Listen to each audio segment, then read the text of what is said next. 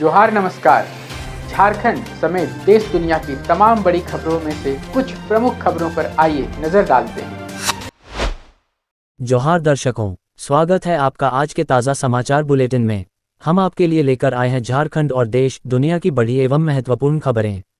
तो चलिए बिना देर किए शुरू करते हैं। सबसे पहले बात झारखंड की। झारखंड में भीषण गर्मी और लू के बढ़ते प्रकोप को देखते हुए स्वास्थ्य विभाग ने 10 जिलों के लिए येलो अलर्ट जारी किया है, जहां तापमान 44 डिग्री सेल्सियस तक पहुंचने की संभावना है। आपदा प्रबंधन मंत्री ने सभी जिलों के उपायुक्तों को सतर्क रहने के निर्देश दिए हैं और आम जनता को दोपहर में बाहर न निकलने तथा बच्चों की सुरक्षा के लिए स्कूलों में अवकाश पर विचार करने की सलाह दी गई है। झारखंड में भीषण गर्मी और लू के खतरे को देखते हुए पेरेंट्स एसोसिएशन ने शिक्षा सचिव को ज्ञापन सौंपकर स्कूलों का समय सुबह 10:30 बजे तक करने या अवकाश घोषित करने की मांग की है। एसोसिएशन के अध्यक्ष अजय राय ने बच्चों में बढ़ते डिहाइड्रेशन और स्वास्थ्य संबंधी समस्याओं पर चिंता जताते हुए जिला प्रशासन को भी स्थिति अनुसार निर्णय लेने का अधिकार देने की अपील की है। अब हजारों अभिभावकों की नज़र सरकार के फैसले पर टिकी है ताकि बच्चों को इस जानलेवा गर्मी से समय रहते राहत मिल सके। रांची के डोरंडा कुसई कॉलोनी स्थित बिजली विभाग के आवासीय परिसर में 251 में से करीब 100 आवासों पर अवैध कब्जे और अवैध व्यावसायिक गतिविधियों का खुलासा हुआ है। विभाग ने कब्जाधारियों की सूची तैयार कर ली है और महाप्रबंधक के निर्देशानुसार जल्द ही अतिक्रमण हटाओ अभियान चलाकर इन आवासों को खाली कराने की तैयारी है। रांची नगर निगम कांटाटोली बस स्टैंड परिसर में ट्रांसजेंडर समुदाय और महिलाओं के लिए अलग अलग 50 बेड के आधुनिक आश्रय गृहों का निर्माण करेगा, जिस पर कुल 2.44 करोड़ रुपये खर्च होंगे। इस पहल का मुख्य उद्देश्य ट्रांसजेंडर समुदाय को समाज की मुख्यधारा से जोड़ना और महिलाओं को पुनर्तः महिला कर्मियों की देखरेख में सुरक्षित एवं सम्मानजनक आवास उपलब्ध कराना है। रांची में वर्ष 2025 के दौरान कुल 84 करोड़ रुपये के ट्रैफिक चालान काटे गए, जिनमें से भारी लापरवाही के चलते करीब 70 करोड़ रुपये की राशि अब भी बकाया है।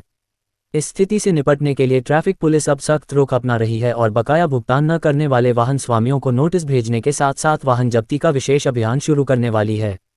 ऑनलाइन भुगतान की सुविधा और जागरूकता अभियानों के बावजूद लोगों की उदासीनता को देखते हुए विभाग ने अब सड़कों पर चेकिंग तेज कर सीधे कार्रवाई करने का निर्णय लिया है। रांची के हटिया निवासी एक सेवानिवृत्त बुजुर्ग से घर बनाने के नाम पर एक पेटी ठेकेदार ने करीब 6.94 लाख रुपये की ठगी कर ली है। आरोपी अरुण कुमार नाग ने निर्माण सामग्री के लिए एडवांस पैसे लेने के बावजूद कोई काम शुरू नहीं किया, जिसके बाद पीड़ित की शिकायत पर अरगोड़ा पुलिस मामला दर्ज कर जांच में जुट गई है। रांची के ओरमांझी में नक्सली संगठन टीएसपीसी के नाम पर एक ईंट भट्ठा मालिक से 10 लाख रुपये की रंगदारी मांगने का मामला सामने आया है, जिससे क्षेत्र के व्यापारियों में दहशत है। पीड़ित की शिकायत पर पुलिस ने मामला दर्ज कर जांच शुरू कर दी है और आरोपियों की धरपकड़ के लिए इलाके में निगरानी बढ़ा दी गई है।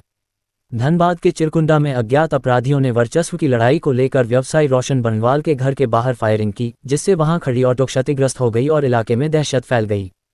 पुलिस ने मौके से 2 खोखा बरामद कर मामला दर्ज कर लिया है और इस घटना को प्रतिबंधित मांगुर मछली के अवैध कारोबार से जोड़कर जांच की जा रही है।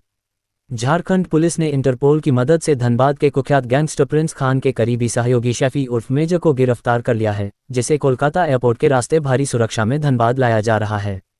गिरोह के लिए धमकी भरे ऑडियो वीडियो भेजने और गतिविधियों को संचालित करने वाले मेजर की गिरफ्तारी से पुलिस को प्रिंस खान तक पहुंचने और गिरोह के नेटवर्क को ध्वस्त करने की उम्मीद है।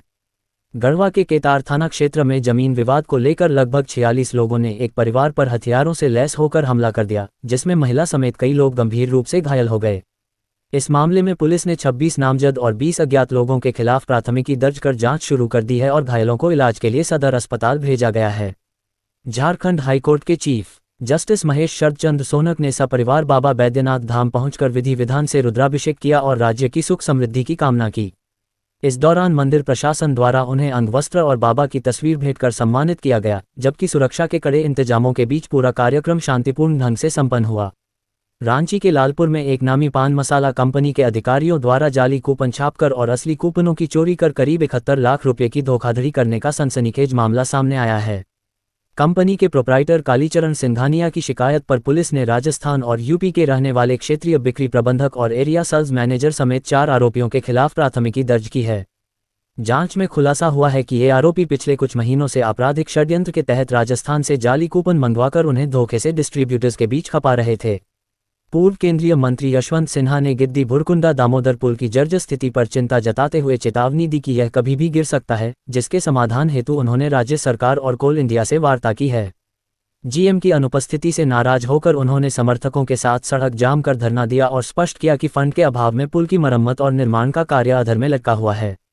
गढ़वा के एसडीएम संजय कुमार ने आइए खुशियां बांटें अभियान के तहत हाथियों के डर से विस्थापित हुए 20 पहिया आदिम जनजाति परिवारों के बीच जूते, चप्पल और राहत सामग्री का वितरण कर मानवीय मिसाल पेश की है।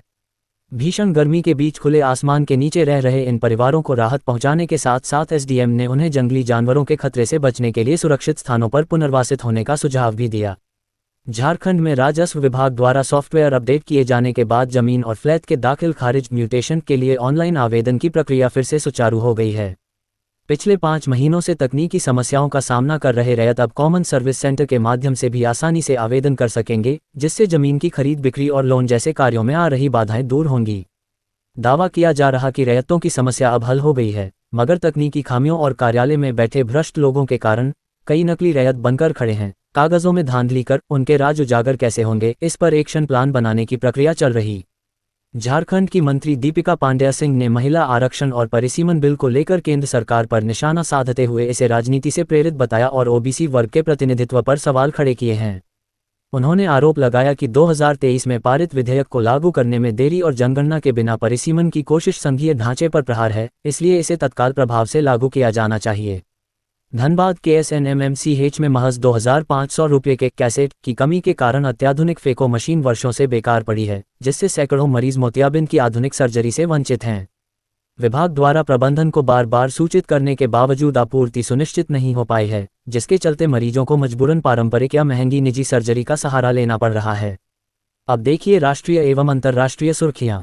अमेरिकी राष्ट्रपति डोनाल्ड ट्रंप ने ईरान को चेतावनी दी है कि यदि वह सोमवार को इस्लामाबाद में होने वाली वार्ता के दौरान प्रस्तावित समझौते को स्वीकार नहीं करता तो अमेरिका उसके पावर प्लांट और पुलों पर जोरदार हमला करेगा। ट्रंप ने ईरान पर युद्धविराम के उल्लंघन का आरोप लगाते हुए कहा कि 22 अप्रैल को संघर्ष विराम समाप्त होने से पहले इस किलिंग मशीन को खत्म करने के लिए निर्णायक कार्रवाई की जाएगी। होर्मुज जलदमरू मध्य स्ट्रेट ऑफ होर्मुज और परमाणु कार्यक्रम को लेकर ईरान और अमेरिका के बीच तनाव चरम पर पहुंच गया है, जहां ईरानी राष्ट्रपति ने ट्रंप द्वारा लगाए गए प्रतिबंधों को अवैध बताते हुए झुकने से इनकार कर दिया है। संघर्ष विराम की अवधि समाप्त होने से पहले ईरान ने होर्मुज में दोबारा नाकाबंदी और जहाजों पर गोलीबारी शुरू कर दी है, जबकि अमेरिका भी अपनी समुद्री नाकेबंदी पर अड़ा हुआ है और अब पाकिस्तान की मध्यस्थता में अगले दौर की बातचीत पर सबकी नजरें टिकी हैं। कांग्रेस नेता सुप्रिया श्रीनेत ने प्रधानमंत्री मोदी के राष्ट्र के नाम संबोधन पर तंज कसते हुए कहा कि उन्होंने अपने भाषण में महिलाओं के वास्तविक मुद्दों के बजाय केवल कांग्रेस को ही निशाना बनाया है। श्रीनेत ने भाजपा पर महिला आरक्षण लागू करने में देरी करने और जाति जनगणना से बचने का आरोप लगाते हुए कहा कि केंद्र सरकार वास्तव में महिलाओं को अधिकार देने के प्रति गंभीर नहीं है। हुगली की चुनावी रैली में मुख्यमंत्री ममता बनर्जी ने प्रधानमंत्री मोदी पर सरकारी मशीनरी के दुरुपयोग और आचार संहिता के उल्लंघन का आरोप लगाते हुए निर्वाचन आयोग से शिकायत करने की बात कही। उन्होंने महिला आरक्षण विधेयक को परिसीमन से जोड़ने की मंशा पर सवाल उठाते हुए कहा कि भाजपा इसे लागू करने के बजाय केवल राजनीतिक लाभ के लिए उपयोग कर रही है। बंगाल विधानसभा चुनाव में पारदर्शिता सुनिश्चित करने के लिए चुनाव आयोग ने मतदान केंद्रों पर बुर्का या घूंघट पहनने वाली महिलाओं की पहचान अनिवार्य कर दी है, जिसके लिए हर बूथ पर महिला कर्मियों की तैनाती की जाएगी। सुरक्षा के कड़े इंतजामों के बीच आयोग ने राज्य के लगभग सभी केंद्रों को संवेदनशील मानते हुए सीसीटीवी और विशेष सुरक्षा उपायों के जरिए अवैध मतदान रोकने की योजना बनाई है। धार्मिक भेदभाव के आरोपों और सोशल मीडिया पर विरोध के बाद लेंसकार्ट ने अपनी पुरानी ड्रेस नीति को बदलते हुए 18 अप्रैल 2026 को नया स्टाइल गाइड जारी किया है। नई नीति के तहत अब बिंदी, तिलक, सिंदूर और हिजाब जैसे सभी धार्मिक व सांस्कृतिक प्रतीकों के पहनने की स्पष्ट अनुमति दे दी गई है। साथ ही कंपनी ने पुरानी गाइडलाइन से भावनाओं के आहत होने पर खेद भी जताया है। ठाणे मुंब्रा से एआईएमआईएम की नगर सेविका सहर शेख पर फर्जी जाति प्रमाण पत्र के आधार पर चुनाव लड़ने का आरोप लगा है, जिसके कारण उनका पद रद्द होने और उन पर धोखाधड़ी का केस दर्ज होने का संकट मंडरा रहा है। जांच में सामने आया है कि उन्होंने उत्तर प्रदेश का निवासी होने के बावजूद महाराष्ट्र का ओबीसी प्रमाण पत्र बनवाया, जिसे तहसीलदार की रिपोर्ट में अवैध बताते हुए रद्द करने की सिफारिश की गई है। बिहार के मुख्यमंत्री सम्राट चौधरी ने देवघर पहुंचकर बाबा बैद्यनाथ और बाबा बासुकीनाथ मंदिर में विधिवत पूजा अर्चना की, जहां उन्होंने बिहार की सुख समृद्धि और निरंतर विकास की कामना की। उनके आगमन को लेकर प्रशासन द्वारा सुरक्षा के कड़े इंतजाम किए गए थे और वे एक निजी समारोह में शामिल होने के बाद वापस पटना के लिए रवाना हो गए। बिहार सरकार रक्सौल, दरभंगा और मुजफ्फरपुर सहित कई शहरों में एयरपोर्ट निर्माण और विस्तार के जरिए हवाई कनेक्टिविटी को युद्ध स्तर पर मजबूत करने में जुटी है। इन परियोजनाओं, जिनमें नए टर्मिनल और ग्रीनफील्ड एयरपोर्ट शामिल हैं, का मुख्य उद्देश्य पर्यटन और व्यापार को बढ़ावा देकर राज्य के आर्थिक विकास और रोजगार के अवसरों को नई गति प्रदान करना है। ये थी आज की बड़ी खबरें। अगर आप ऐसे ही अपडेट्स पाना चाहते हैं तो हमारे YouTube चैनल को सब्सक्राइब करें, Facebook पेज को लाइक करें और इस वीडियो को लाइक एवं शेयर जरूर करें। फिर मिलेंगे अगले बुलेटिन में। तब तक के लिए जोहार और नमस्ते। कैसी लगी आपको हमारी ये खबर, ये हमें कमेंट बॉक्स में लिखकर ज़रूर से बताएं और ऐसे ही नवीनतम ताज़ा अपडेट्स, खास खबरों से रूबरू बने रहने के लिए बने रहें हमारे संग। कैमरा के पीछे से मेरा सहयोग कर रहे अजय महतो, आनंद चौहान के साथ मैं यजत पिंटू रांची।